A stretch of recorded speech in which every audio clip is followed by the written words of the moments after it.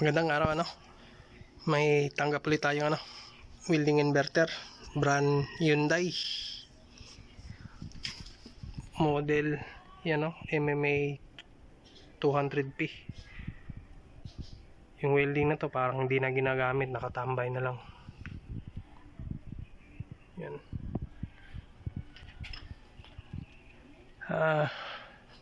Hindi ko rin alam kung anong problema nito, kaya di na lang natin ipa-plug-in yung unit bubuksan na lang natin yung loob, tapos linisin natin, tsaka natin ilagay doon sa workbench para malaman natin kung anong naging problema nito. Ito na yung loob, napakadumi.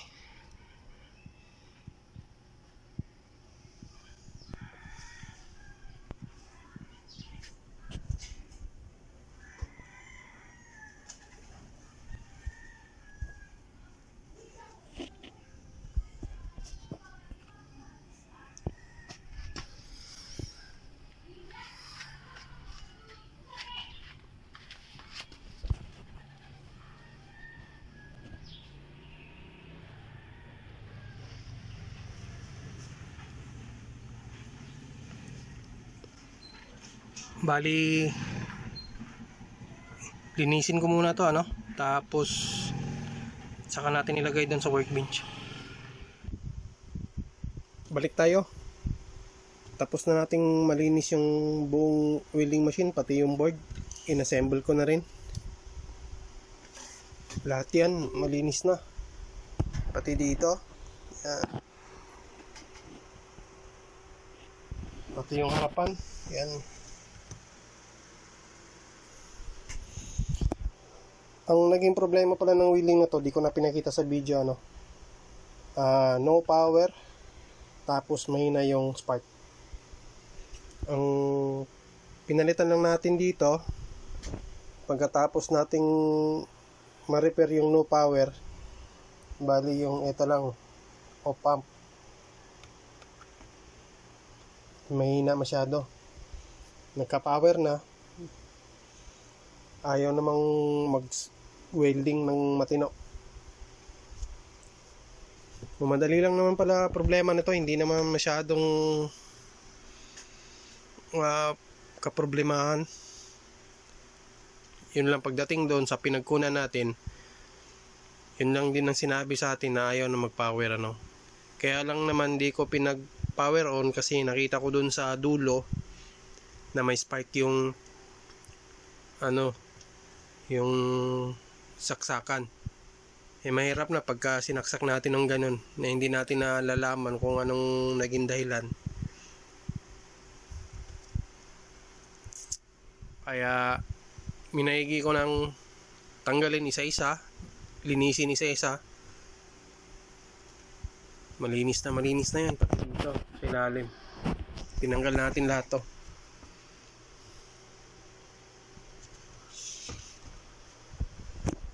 Bali, na lang, testing na lang natin panda rin dito, pagkatapos mag-welding din tayo sa labas doon, kung makokontrol na ba natin yung arc nito kasi nung last na tinesting ko to, ayaw talaga, mahina.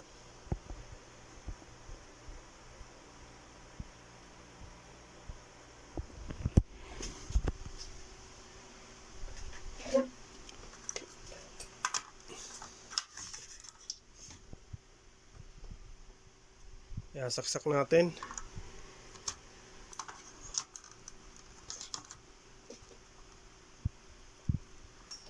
On na rin natin yung extension. Yan, naka-on na rin yan. Monitor natin.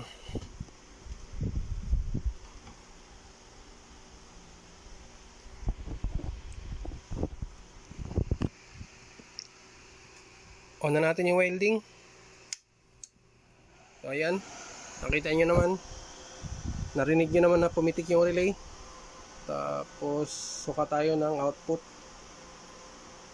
Yan, 61 volts, 61 volts at 133 amperes. Sagad 101 at 201, ganun pa rin. Bali, testing na lang nating i-welding to sa labas para malaman natin kung okay na ba yung spark nito. Saka ako tatawagan si customer. Bali, andito na tayo sa labas, ano. Magte-testing na tayo ng welding na to kung makokontrol na ba natin yung arc nito. On natin.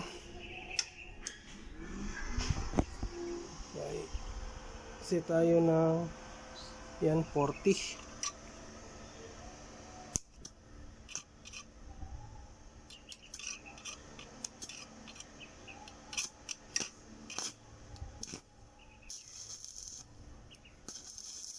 Yan, nakaka-welding ng 40. Babaan pa natin. Yan, 20.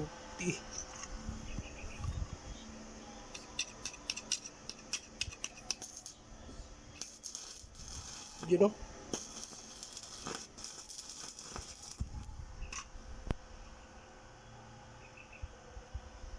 $100.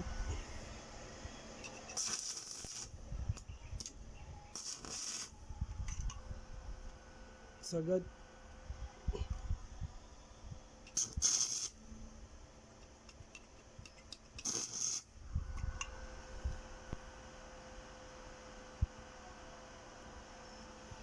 Bali 49.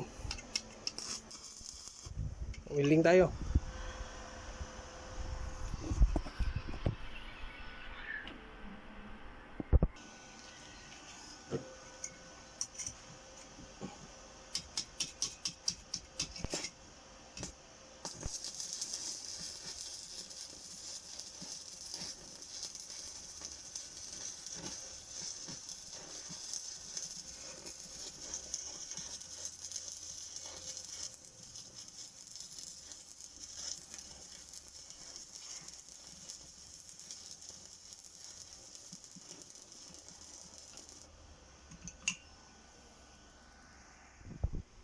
Andito na sa loob si Hyundai, ano? Bali, okay naman yung welding natin dun sa labas. Nakokontrol naman natin yung welding. Nakakapag-welding siya ng below 40 ampere. So, maganda. Yan yung itsura niya.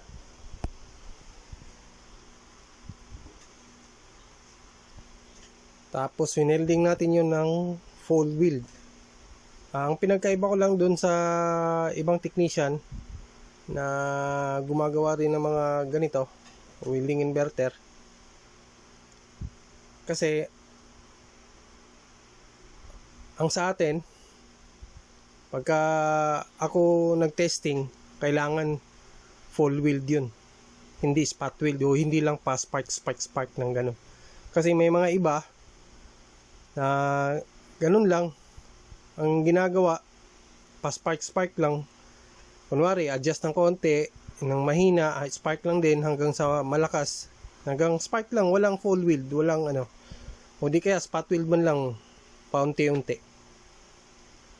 Sila, sa ginagawa nila, wala silang tiwala sa gawa nila. Kaya ginagawa yung ganun. Kasi kung ikaw naman technician, may tiwala ka sa gawa mo, hindi ka magatubiling i-full weld yan, ubusin yung isang rod, dalawang rod. Doon mo malalaman na yung gawa mo, pulido. Kasi kung spark lang, natatakot sila na baka pag full weld nila ng matagal, masisira agad yung unit. Isa yun sa mga dahilan siguro. So di ko na pababain yung video. Makikita nyo naman marami dyan sa YouTube, ganyan. Kahit na dito sa amin, ganun din. Hanggang spark lang pagkatapos bigay na kay customer. Minsan pa nga kinuha na ng customer mula dun sa shop, tinesting on the spot. Pagka testing, nasira agad yung unit, pumutok. Kaya ganung mga klaseng repair, yun, walang tiwala sa repair nila. Basta magawa lang yung unit, o di kaya mas spark lang yung unit, bahala na si customer pagdating doon kung masira man o hindi. Ganun ang mga settings nila, mind setting nila doon sa repair nila. Pero tayo, kailangan nating i-full weld para makita natin kung yung gawa natin pulidong pulido ba, para pagdating ng customer di tayo mapapahiya kahit na anong gawin nila doon, basta nasa customer na yung unit, wala na tayong control doon. Kahit na sabihin mo sa customer yan na sir hanggang dito lang, hindi mo maano yun.